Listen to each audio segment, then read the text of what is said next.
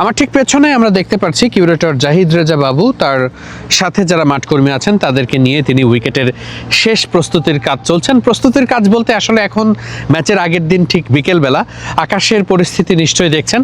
এমন আকাশ আজকে সারাদিনই ছিল, সকালের দিকে একটু বৃষ্টিও হয়েছে।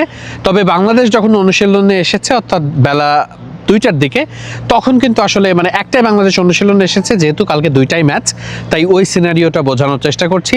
ওই সময় আবহাওয়া বেশ ভালো ছিল, কিন্তু এখন আমরা দেখছি আবারও মেঘ বেশ ঘনিয়ে এসেছে, বৃষ্টি হতে পারে। গত কয়েকদিন ধরেই এখানে বৃষ্টি হচ্ছে এবং এই বৃষ্টিটাই আসলে মূল প্রভাব রাখতে পারে। দেখুন, আমরা জানি যে চট্টগ্রামের উইকেট সবসময়ই খুবই ফ্যান্টাস্টিক ফর টি20, অর্থাৎ এখানে আপনি যদি চট্টগ্রামের রেকর্ড আপনি চিন্তা করেন, প্রথম ইনিংসে সেটি মাত্র 150-এর কম, 148 বা 47 এমন কিছু হবে। কিন্তু সাম্প্রতিক সময়ের হিসাবগুলো যদি আমরা করি, সেক্ষেত্রে কিন্তু এখানে বেশ ভালো রান হচ্ছে। এবং অস্ট্রেলিয়া এবং বাংলাদেশের একাদশের দিকে যদি আমরা তাকাই, অস্ট্রেলিয়ার একাদশে থাকতে পারবেন মিশেল মার্শ, আছেন টিম ডেভিডরা, বাংলাদেশের নিশ্চয়ই তাওহিদ হৃদয় কিংবা পারভেজ ইমন, শামীম পাটোয়ারিরা এখন 170-80 বা 200 রানের কাছাকাছি নিয়ে যাওয়ার মতো অ্যাবিলিটি তারা রাখেন। কিন্তু সেটার জন্য আসলে কন্ডিশনটাও তেমন থাকার দরকার আছে। আমরা জানি যে চট্টগ্রামের উইকেট যথেষ্ট ব্যাটিং ফ্রেন্ডলি। আমরা সকাল থেকে উইকেটও দেখেছি, আমার পেছনে আমরা এখনও দেখতে পাচ্ছি উইকেট নিয়ে খুবই ব্যস্ত আছেন তারা, যাতে উইকেটটা পুরোপুরি স্পোর্টিং থাকে, ভালো থাকে। এটার পেছনে মূল কারণ হচ্ছে যে আবহাওয়া খুব দ্রুত পরিবর্তন হচ্ছে। এখন আমরা দেখছি যে ছিটে ছিটে বৃষ্টিও হচ্ছে। এই ধরনের প্রতিকূল পরিবেশে সাধারণত উইকেটের যে প্রকৃতি সেটা অনেক পরিবর্তিত হয়ে যায় এবং চট্টগ্রামে কিন্তু সেটি একটা বড় নিয়ামক হতে পারে আগামীকালকের ম্যাচে।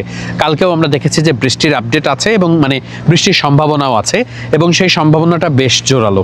তাই যখন এইভাবে বৃষ্টির সম্ভাবনা থাকে, তখন যদি একটা ব্যাপার হচ্ছে যে ম্যাচ না হওয়া, তেমন সম্ভাবনা হয়তো বা নেই, কিন্তু কাটেল ওভারে হওয়ার সম্ভাবনা আছে। এমনকি যদি কাটেল ওভার নাও হয়ে থাকে, সকালের দিকে যদি বৃষ্টিও হয়ে থাকে, সেটাও কিন্তু এখানকার যে কন্ডিশন সেটা অনেকটা বদলে দিতে পারে। এবং সেই ক্ষেত্রে আমরা যে আউটফিল্ডের সামনে দাঁড়িয়ে আছি বা আউটফিল্ডে দাঁড়িয়ে আছি, সেই আউটফিল্ডটা অনেক সফট হয়ে যায় যখন খুব বেশি বৃষ্টি হয়। তো আউটফিল্ড সফট হয়ে গেলে দুটো ঘটনা ঘটে। একটা হচ্ছে যে গ্রাউন্ডে চার খুব কম হয়, অর্থাৎ আউটফিল্ড স্লো হয়ে গেলে রানটাও কম আসে।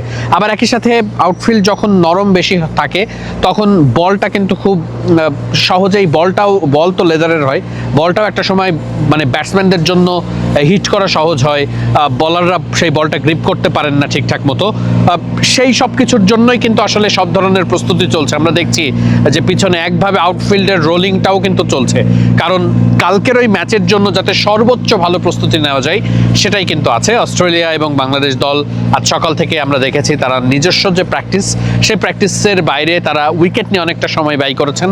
কারণ টি20 ফরম্যাট বলেন, ওয়ানডে ফরম্যাট বলেন, টেস্ট ফরম্যাট বলেন, যে কোনো ফরম্যাটই আপনি কী ধরনের ক্রিকেট খেলবেন, আপনার প্যাটার্ন কী হবে, আপনি কিভাবে এগোবেন, আপনি কি 4 ছক্কার দিকে এগোবেন নাকি 1-2 এই রানগুলোর দিকে এগোবেন, এগুলো আসলে অনেকাংশে নির্ভর করে উইকেট আর এই আউটফিল্ড কেমন আছে, বাউন্ডারি কতটা বড় আছে, সেগুলো আসলে দুই দলের ক্রিকেটাররা দেখেছেন, অবজার্ভ করেছেন।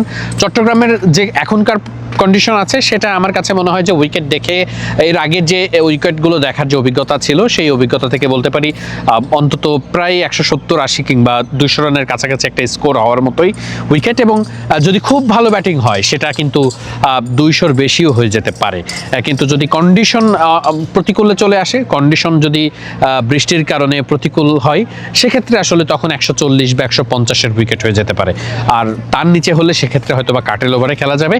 তবে কালকের দিনটা আসলে খুব দারুণ স্পোর্টস ডে আমরা বলতে পারি। সকালে আর্জেন্টিনার ম্যাচ, দুপুরে এখানে বাংলাদেশের ম্যাচ রয়েছে, একই সাথে আবার ইংল্যান্ডে বাংলাদেশের মেয়েদের ম্যাচ রয়েছে বিশ্বকাপে, রাতে আবার পর্তুগালেরও ম্যাচ আছে। অর্থাৎ যারা স্পোর্টস প্রেমিক তাদের জন্য আসলে কালকের দিনটা খুব হেক্টিক। তারা কিভাবে আসলে কালকের দিনটা কাভার করবেন, মানে এতটা সময়, সেটা হয়তো বা সবাই ইকুয়েশন মেলাচ্ছেন সেলিব্রেট করার জন্য।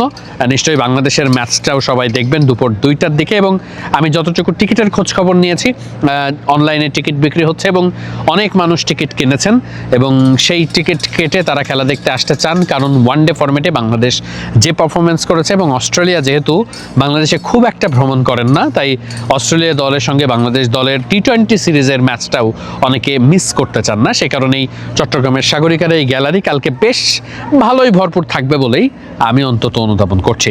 চট্টগ্রামের সাগরিকা থেকে ওয়াহিদ মুরাদ, মিডফিল্ড।